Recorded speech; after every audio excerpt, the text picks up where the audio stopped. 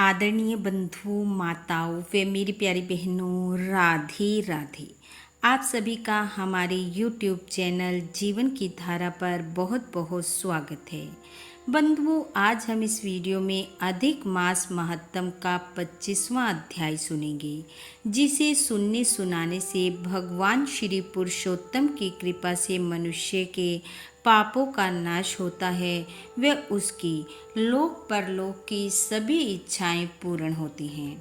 कथा महत्तम सुनने के बाद यदि आप हमारे चैनल पर नए हैं तो कृपया हमारे चैनल को सब्सक्राइब करें, बेल आइकन को प्रेस करें ताकि हमारी वीडियो की नोटिफिकेशन सबसे पहले आप तक पहुंचे। वीडियो को शेयर व लाइक भी जरूर करें। बंधुओं, कल की कथा में हमने सुना कि राजा दृढ़धनवा ऋषि वाल्मीकि जी से पुरुषोत्तम मास की उद्यापन विधि पूछ रहे हैं, जिसका उत्तर ऋषि ने पूर्णतः विधि विधान के साथ दिया।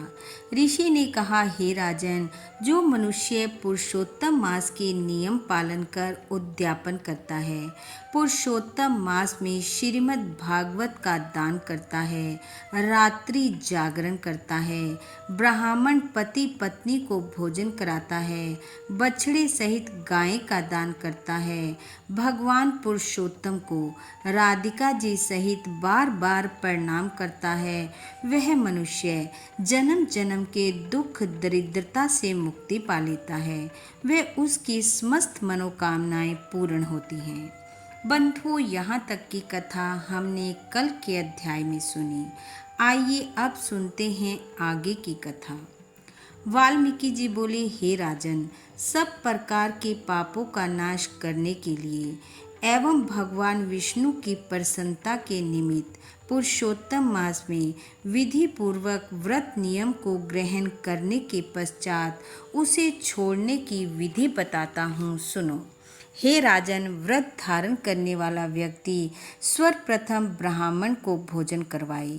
अमावस में भोजन करवाने वाला पुरुष दक्षिणा सहित गो का दान करे। इस माह में आंवलों से स्नान करने वाला पुरुष दधी का दान दे। फलों के नियम वाला फलों का दान करे।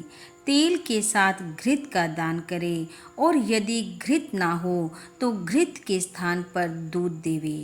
अन्न के नियम में गेहूं और चावल का दान करे।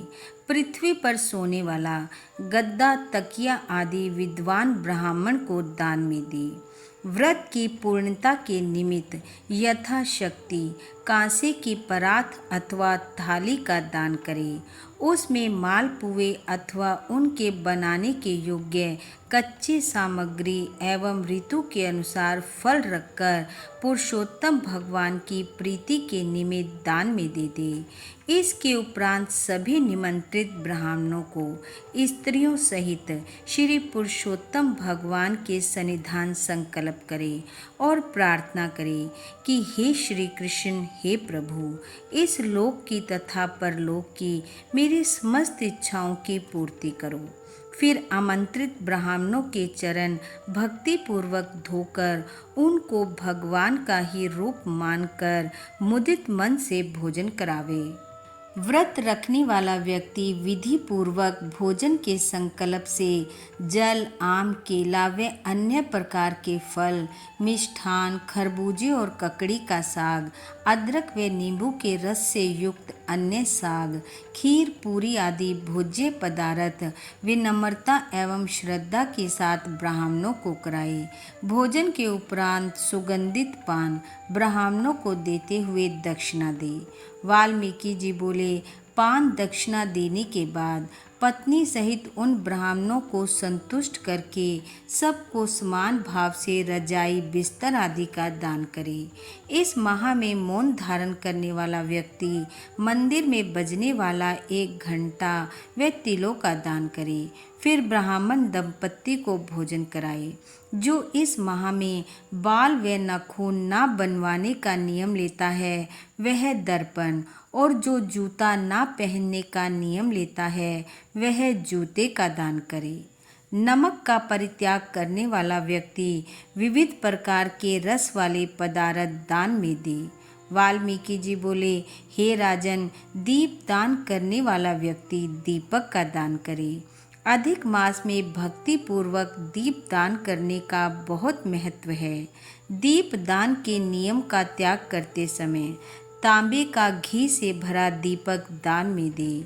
ऋषि कहने लगे, यदि सामर्थ्य हो तो दीपक में सोने की बनी बाती लगाए और उसे ब्राह्मण को दे दे। ऋषि ने कहा, जो मनुष्य इस माह में एकांत में वास करने का नियम लेता है वह 8 घड़ों पर वस्त्र व दक्षिणा रखकर ब्राह्मणों को दे। मास के अंत में 30 लड्डू, छतरी और जूते का दान करे। यदि इन सभी वस्तुओं को दान करने की सामर्थ्य ना हो तो यथाशक्ति दान दे। ऋषि ने कहा, अन्न से बढ़कर कोई और वस्तु बड़ी और पवित्र नहीं होती। एक अन्न से ही मुनि एवं सिद्ध व्यक्ति परम निर्वाण गति को प्राप्त करते हैं। अधिक मास में जो व्यक्ति केवल रात्रि में ही भोजन करता है वह राजा होता है। दिन के प्रातः काल में देवता, मध्याह्न काल में मुनिजन, अपराह्न काल में पितृगण और सायंकाल में आत्मा का भोजन होता है। जो मनुष्य सब काल बिताकर भोजन करते हैं, हे राजन, उनके ब्रह्म हत्या आदि सभी पापों का शमन हो जाता है। इसी से रात्रि में भोजन करने वाले को सर्वाधिक पुण्य की प्राप्ति होती है। अधिक मास में उड़द को ना खाने वाला व्यक्ति भी सब पापों से मुक्त हो जाता है। वाल्मीकि जी कहने लगे, इस माह में जो ब्राह्मण होकर कोल्हू चलाता है तो हे राजन वह पाप आत्मा होता है और तिलों की संख्या के बराबर वर्ष तक घोर नरक में पड़ा रहता है। अधिक मास की शुक्ल पक्ष तथा कृष्ण पक्ष की एकादशी के दिन उपवास रखने वाला व्यक्ति गरुड़ पर चढ़कर विष्णु लोक को जाता है।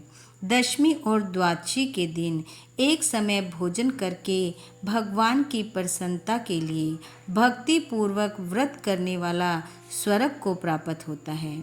इस माह में कुशा का त्याग किसी प्रकार से नहीं करना चाहिए। कुशा परम पवित्र है, इसलिए इसका उपयोग पवित्रता के साथ करना चाहिए। कुशा के बिना सभी धार्मिक क्रियाएं व्यर्थ होती हैं।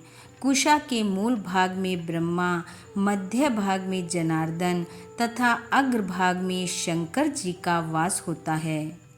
इतना सब कहकर ऋषि बोले, हे राजन, पुरुषोत्तम माह के सभी नियमों का पालन करते हुए वह माह के अंत में इनका त्याग करते हुए विद्वान पुरुष ब्राह्मण का आशीष पाकर ही स्वर्ग को पा सकते हैं। इसलिए ब्राह्मण का आशीर्वाद लेना अति अनिवार्य है। यह कहकर ऋषि मौन हो गए। इति वृद्ध नारदीय पुरुषोत्तम मास महत्तम 25वां अध्याय समाप्त। बोलो विष्णु भगवान की जय। बोलो पुरुषोत्तम भगवान की जय। बंधु, भगवान श्री हरि की कृपा आप व आपके परिवार पर सदैव बनी रहे। आपका घर आंगन खुशियों से महकता रहे। इन्हीं शुभकामनाओं के साथ आप सबका बहुत बहुत धन्यवाद। राधे राधे।